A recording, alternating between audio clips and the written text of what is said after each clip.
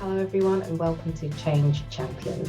I believe this is going to be the last episode of the series as we are coming up to the end of the year and there's a few things to do. So I'm coming to you solo as Trish has also got some things to be working on. So I hope you do enjoy this final episode of the season, which will be about learning and learning something new, which, to learn is to change, to evolve. I wanted to start with why we should have an appetite of continual learning. You often hear things about the beginner's mind, and that's because it's very, very easy, particularly if you have a specialism, of which not everyone is a specialist, but particularly if you have a specialism, it's very, very easy for you to become myopic, and you know what you know, particularly if you've been successful, you know what you know, and that's what you're gonna know because you're correct. And there's some things that are staples that will never ever change, and that's not true. Even science changes and evolves. So having that beginner's mind, not being too proud to look into something, that doesn't necessarily mean you have to roll back into university or college. You could pick up a book, you can watch a couple of YouTube clips, you can listen to a podcast, but I don't think it hurts to have something available that adds to your knowledge. Your knowledge is the collective knowledge, because anything that you learn in some way, shape, or form, you'll end up teaching if you end up using it. And also there's things that you could learn, things that you could hear, listen to, watch, which you might not agree with. And when you realize that you don't agree with it, it could even then strengthen your own opinion on the subject. And that could also help as well, particularly for those people who've got imposter syndrome. If you keep learning, you probably realize how much stuff you actually do know. It can shore up what you know, and it can also fill in the gaps to make you feel a little bit more secure in the things that you don't know. To learn is to grow, and that will help fill that gap a little bit. And then also it's worth thinking about how you learn. Because if you're not a big reader, then don't go and buy a ton of books and spend a ton of money. I know that might sound simple, but based on however you grew up your education, you might have been sent towards one direction more than the other. And so therefore you think to learn is to do it this one way, and I need to sit in a quiet room by myself with no music on in order to learn. And actually, you have more choices now. You're an adult, and you know yourself a little bit more. If you like to listen, then you can listen to a book or a lecture. You can read. You can watch it on YouTube. You can listen to podcasts. There's groups that you can join. Meetup's free predominantly.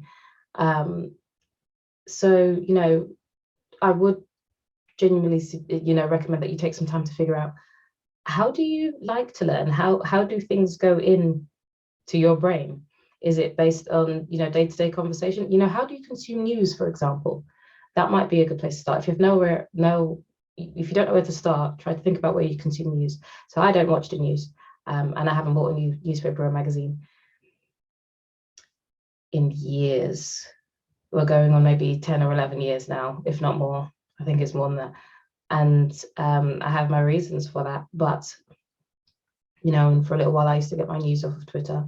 That can be anxiety inducing sometimes, particularly over the COVID period of time.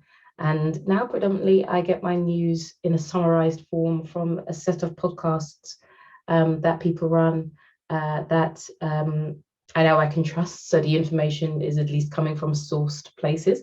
And that's how I get my news. So it's literally as and when I choose to have news. That way, you're not getting a constant stream. And that's, one of the reasons why I know podcasts are so useful, particularly for educational things rather than just entertainment. Whereas I'm probably on YouTube a little bit more for entertainment or education on other things like skincare. So yes, genuinely, it's really worth sitting down and trying to have a think about, when it comes to something that you're learning personal or for work, for professional reasons, how do you like to consume it? Because even then, I get my professional knowledge from certifications, for example, or audiobooks. My audiobooks are predominantly professional education, but my podcasts they're more of a mixture, but I definitely don't get professional education from YouTube. It's there, but I don't use it for that, you know? So, you know, finding the medium that works for you will help get the information in rather than you just trying to battle with yourself. Let's be real about it. And it's, you know, don't underestimate, I would ask you to not underestimate the power of mentorship and coaching. Again, if I had mentorship when I was much younger, it would have saved so much time. I mean, obviously, there's still roadblocks that you end up going through. It's your life, but having somebody there who's done it, even if they haven't done the exact same thing as you, but they've gone through the growing pains, you know, and have witnessed it from other people, they can just draw on their knowledge of how situations might go, and it might help you to prepare yourself a little bit more, or shore yourself up if you're trying to be brave and go for something new. So seeking out sources of knowledge there is invaluable in my personal opinion. And then I think as well, certifications. What's funny about certifications is that in my world, they weren't a big thing a long time ago, 10, 15 years ago when I started my professional career. I don't think they were a big thing in general, but that's, that was my world. There's somebody out there that's saying, yeah, they were definitely a big thing then, but to me they weren't. And I used the example of Salesforce. So Salesforce was probably 4 or 5 years old when I started using it. And they brought in certifications, I don't know, when they were about 7, 8, 9.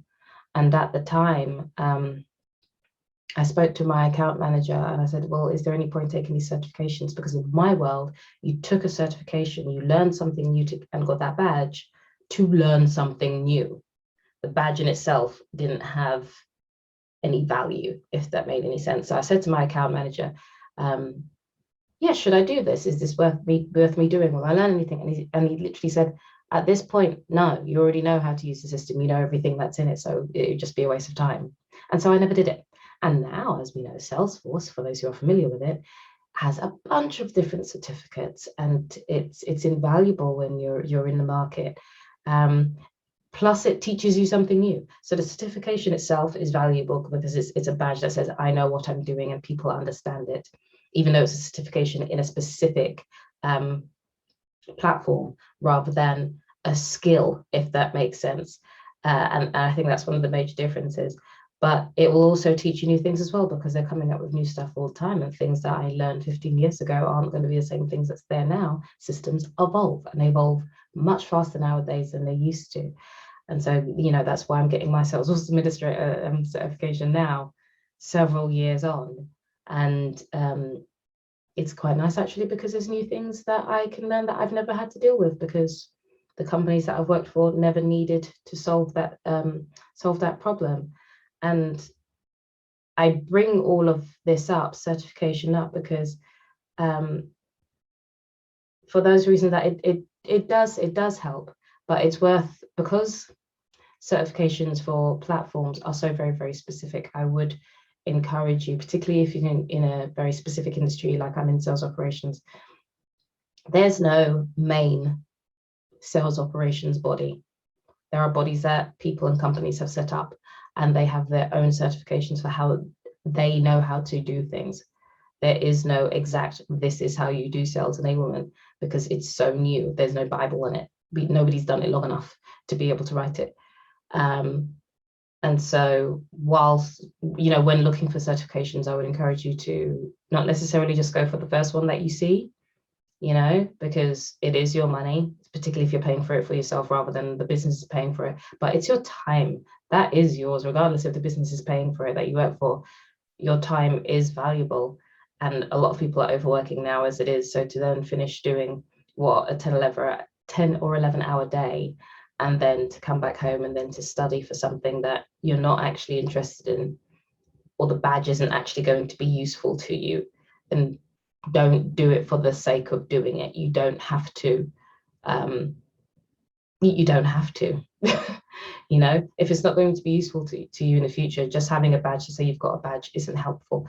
I know there's tons of little sites like Udemy and LinkedIn Learning and Coursera that are there. But again, you know, choose what works for you. What do you actually need help with? And then go through it. You know, just having tons of badges like your scout badges isn't going to be useful to you or anyone. So you don't have to go to the other end of the extreme as well. And then I believe lastly, what I would like to advise you on is pace.